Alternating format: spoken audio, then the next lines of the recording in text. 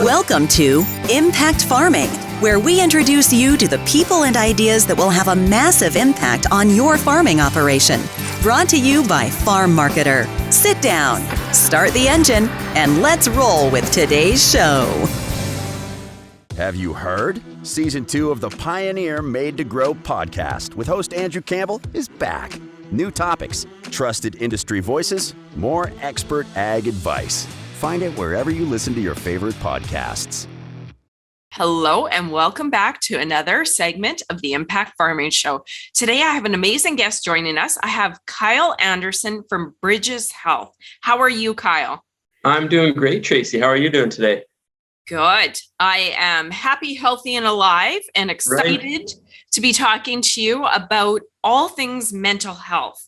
We, as you know, and as you know in the audience, we are working to wrap up our mental health series. And Kyle, as you know, you live in Saskatchewan, and as you guys know, it's an interesting time right now. I think that puts it lightly, right? Yeah. And yeah, the last 18 months have been something we've never seen before. And it's tough because I know we don't want to harp on that, and people are getting tired of it and everything like that. And it's still impossible to ignore because that's impacting our day-to-day on such a regular basis.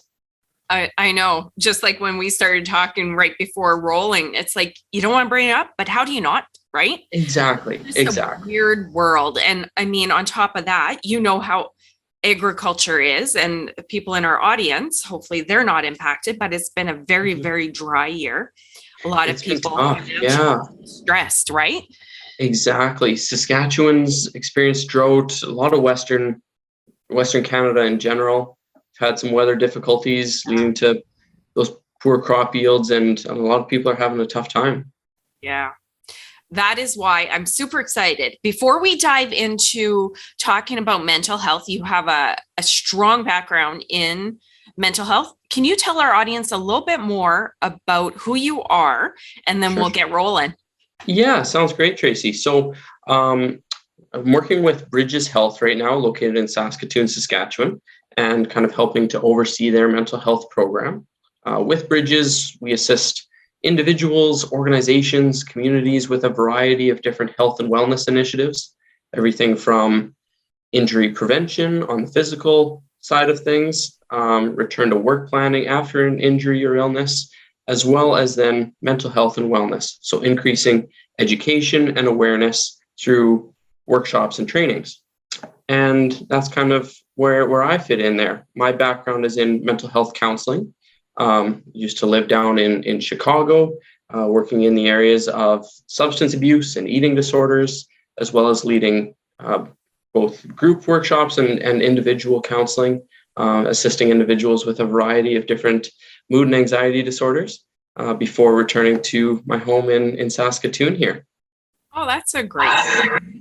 I always like hearing about what people do and some of their background, their journey, how they ended up where they are today. That's And then, of course, mental health is something that I've been personally impacted by, friends and family have been impacted by, and I've seen a need for it. And that's kind of what led me to choose this field. Fantastic. You know, I have mentioned this finally in just one of the previous episodes. In our community, it's stressful. Farming's stressful, right? Yeah. And fortunately, I've never had to struggle with mental health. But all of a sudden, as you get older, things happen in life. You run into people, you have staff, and then that kind of set me on my journey of learning. And here with our show, I tend to focus on business, but I said, you know what, unless we are feeling mentally well, it's hard to really implement and learn about business. So I, every once in a while, pause and dive into mental health because it's so important. So anyways, that's kind of my piece on why I stopped the show, the regular programming, so to speak, and bring on guests about mental health because it's so important. So, of course. And when 1 in 5 individuals on average are going to personally experience a mental health problem or mental illness each year, wow. But then the rates in agriculture are so much higher. We see approximately 35% meet the criteria for depression, 45% report high stress, and over half meet the criteria for anxiety disorders due to all of those unique stressors that impact farmers, producers, and then their families as a result. That's crazy. Eh? I've heard those stats so many times, but sitting there listening to you say them, you go, wow, that is huge. That's a big number. Right? Yeah. So regardless, we're going to know somebody. If we're not experiencing the problems ourselves, we're going to be connected with somebody that is going to be having a tough time. And the thing is too, what I've learned, very often you don't even know. You don't even know. I mean, 1 in 5. Next time you're in a group of 5 people, look around.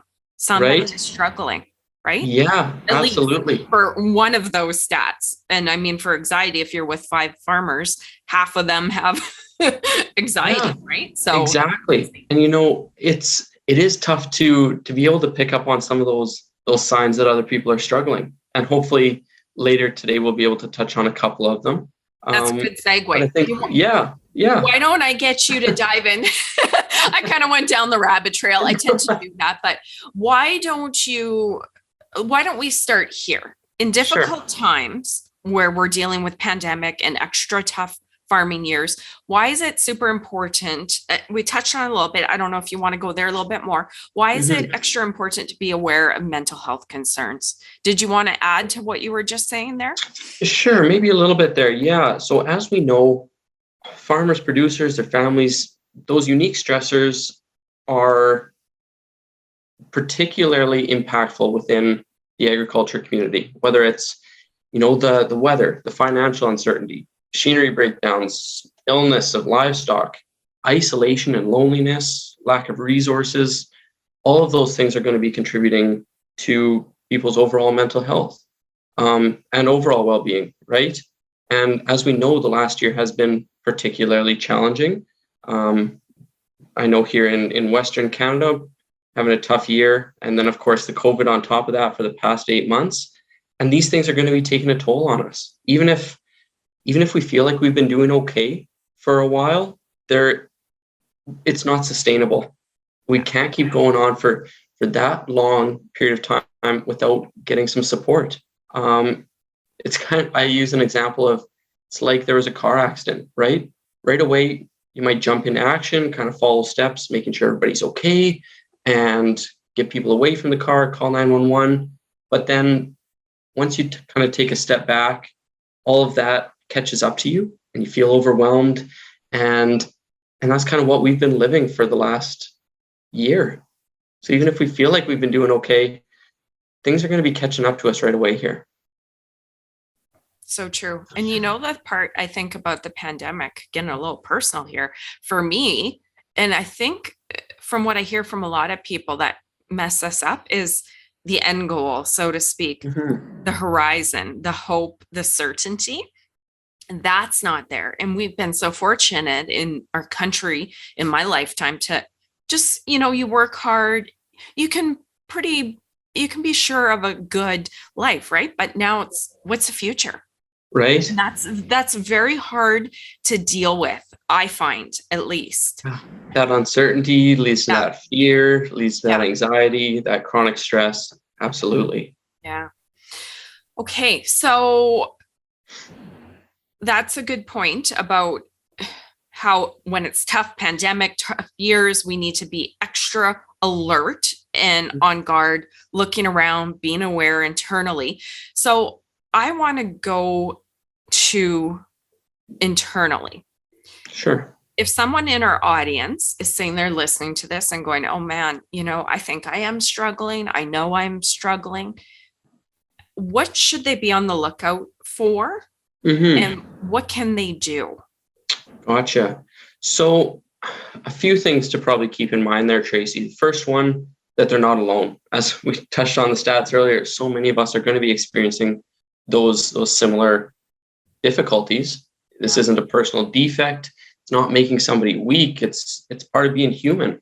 And we all have our physical health, just like our mental health, right? People have physical health deficits and illness and sickness, just like our mental health. So it's being aware that this is going to be something that impacts all of us. So trying to recognize some of those signs and symptoms when they occur. And when we look at signs and symptoms of mental health concerns, signs are things that we can outwardly see, so behaviors, whereas symptoms are internal, those thoughts and feelings. So if we ourselves are struggling, some of the symptoms that we might be starting to experience are maybe finding it difficult to concentrate, low energy, extreme mood changes, maybe feelings of hopelessness or worry or guilt, feeling sad or down. So if you're starting to notice some of those things with yourself, then that might be a cue that you could be struggling with your mental health. And something I like to do is I get in the habit of checking in with myself each day, or even multiple times a day. Let's say I'm just driving in the car. I just ask myself, how am I feeling right now? And ask myself to name those emotions that I'm experiencing. When you're doing that, you're going to really increase your self-awareness, and then you're going to draw your attention to any possible negative experiences or any possible negative emotions that you're experiencing. You can even write down some of those thoughts and feelings too, to really draw your attention to that. I love it. Okay, so that is if somebody's in our audience and they notice that they're struggling. So now I want to ask the question in a little different way. Unless, did I cut you off there? Did you? Well, I was just going to maybe say two other quick things, if that's okay, yes, Tracy. Yes. Consider talking to somebody, of course, would be a great first step. Maybe a friend, family member, professional. For producers in small families, sometimes, or small communities, this can sometimes be difficult. Everybody knows everything about everybody, right?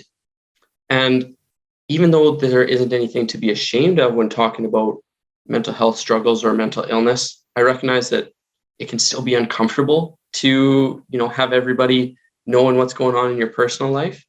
So there are virtual options available too. So whether that's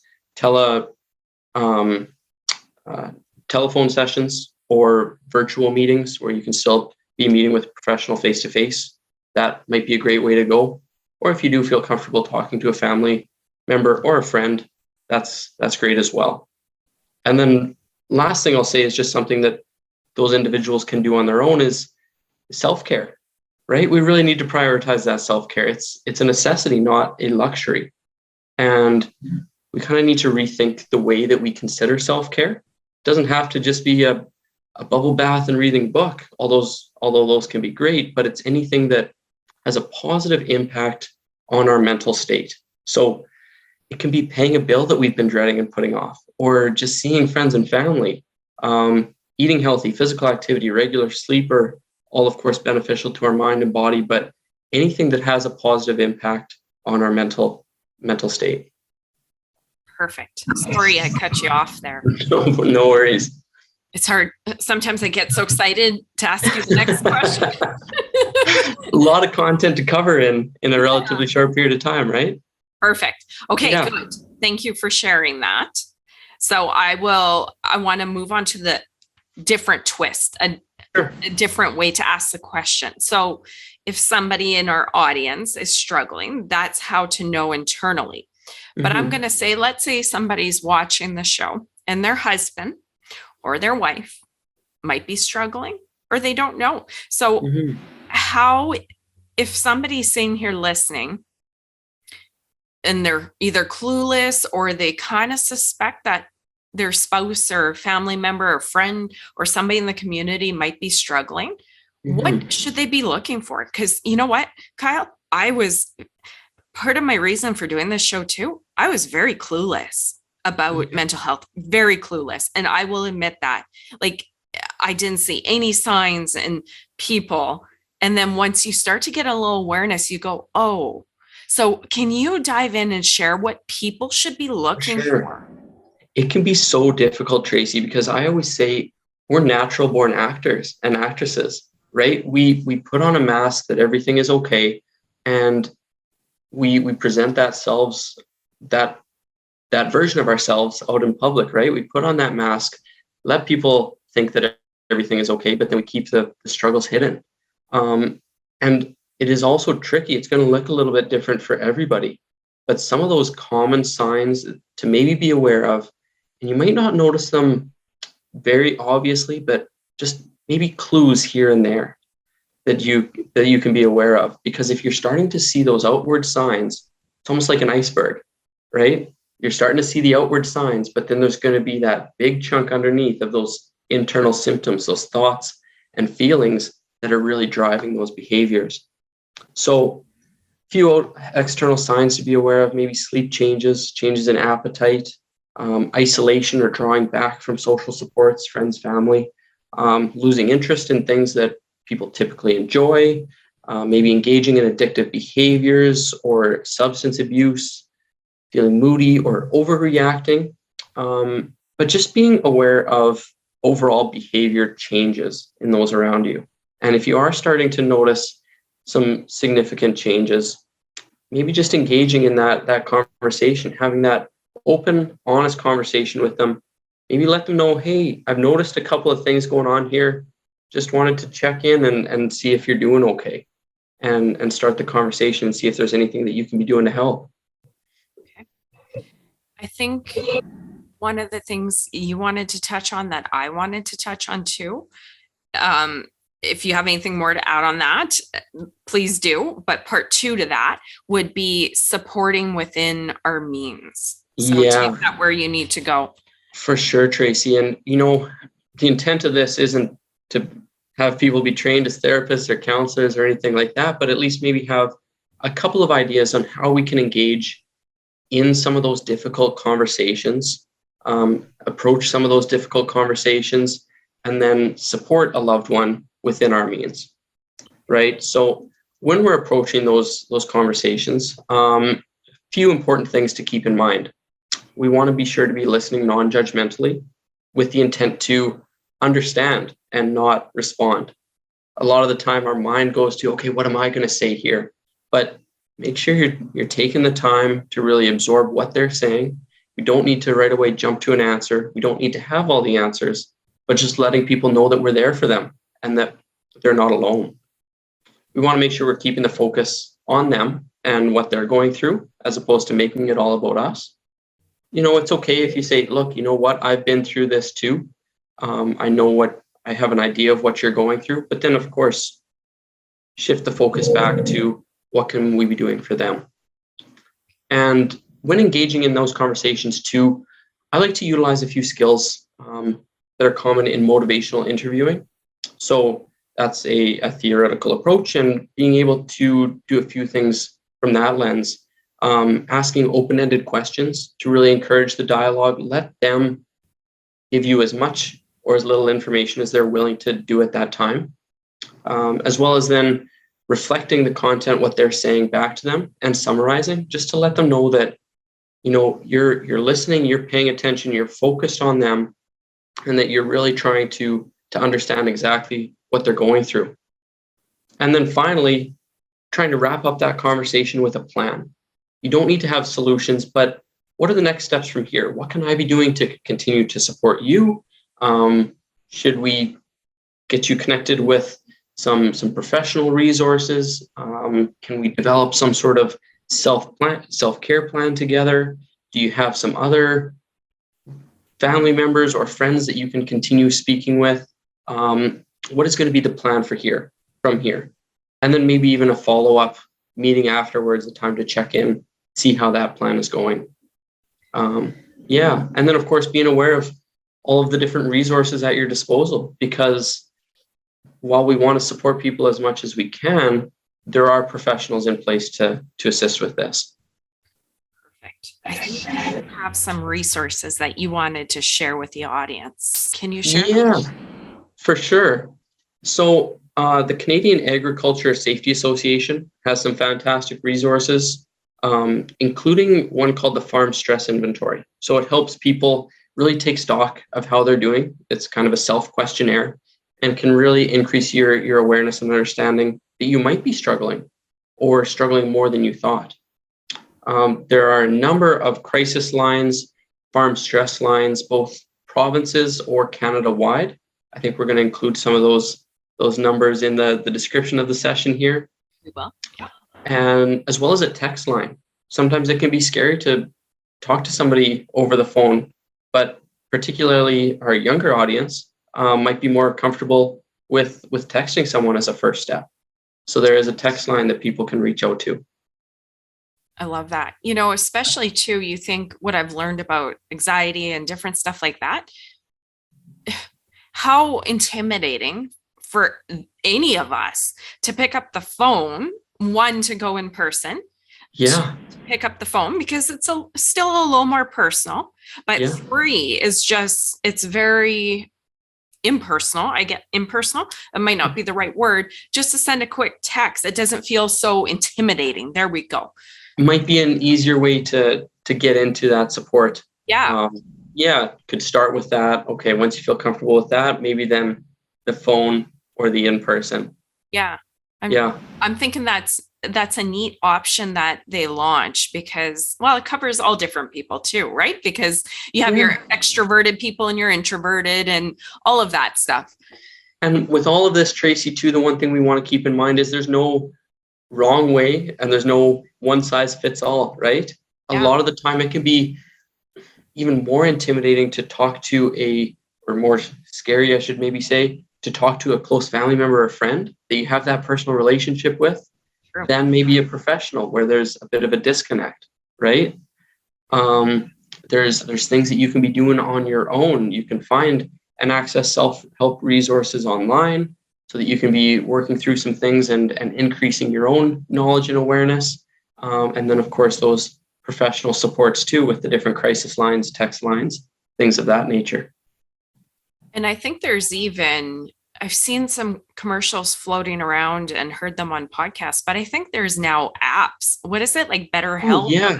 There's a few different apps out there. Ton of great apps out there. Avail is a great one. Calm. There's a ton of breathing and meditation apps. Utilizing technology wherever you can as well. Okay, perfect. So you guys also at Bridges Health, you have some programs, I understand, some resources, which you guys do. And is there anything available that our audience can access? For sure. So with Bridges, our primary focus is on increasing awareness and knowledge surrounding mental health. And we do that through a few different things. Of course, we offer the mental health first aid training. That's available both in person or virtually for groups that might have people in multiple locations. And then we also have a library of probably 30 or so different workshop topics that groups can access as well. So we put those on for both organizations or communities to assist in increasing awareness and understanding about mental health and mental health related concerns. So those might be focused on self-care and stress management, dealing with change, maybe focused particularly on anxiety, depression, substance use, suicide, things of that nature, as well as then how can we support those others around us. And if people would like more information about those, they can just check out the Bridges Health website or email info@bridgeshealth.com and have your questions answered that way. Perfect. I think this is a very timely and relevant conversation. Mm-hmm. And you mentioned the mental health first aid training that's available online too, you said? It is, yeah. The virtual format looks a little bit different than in person, of course. There's a self-taught module that people can complete beforehand, but it still covers all of the same information and really gives people that important knowledge of how we can assist those around us, engage in some of those difficult conversations, and provide support in a crisis situation. Okay, perfect. So this has been great. We've covered a lot. We talk about the different mental health concerns, about if somebody is struggling themselves, how to recognize difficulty, and if somebody else is struggling. We covered some resources. Is there anything else that you would like to add? Oh, I mean, no pressure. That was a lot. I mean, we could probably stay on this topic for the rest of the day, if not the rest of the week. Absolutely. There's so much content to cover, but I would just encourage people to really make sure you're looking after yourselves, looking after those around you, because this is going to be a difficult time for all of us, right? So giving ourselves, I guess, permission to be struggling, and you know what? It's okay to not be okay. So being not afraid to ask for help when you need it. Excellent. Those were perfect words to end with. Thank you so much, Kyle, for your time, sharing your wisdom, and also for the work you do. It's so important. So thank you very much. Well, thank you so much for having me, Tracy. It's been a pleasure to be with you here today and talking about prioritizing mental health, and sure hope that people will be able to find something beneficial from today's session.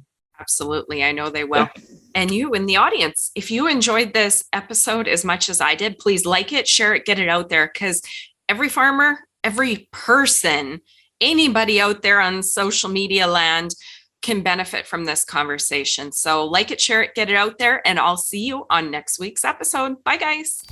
You've been listening to Impact Farming. For more great episodes and articles designed to help you manage and grow your farming operation, head on over to farmmarketer.com. Don't forget to sign up while you're there. We will see you on the next episode.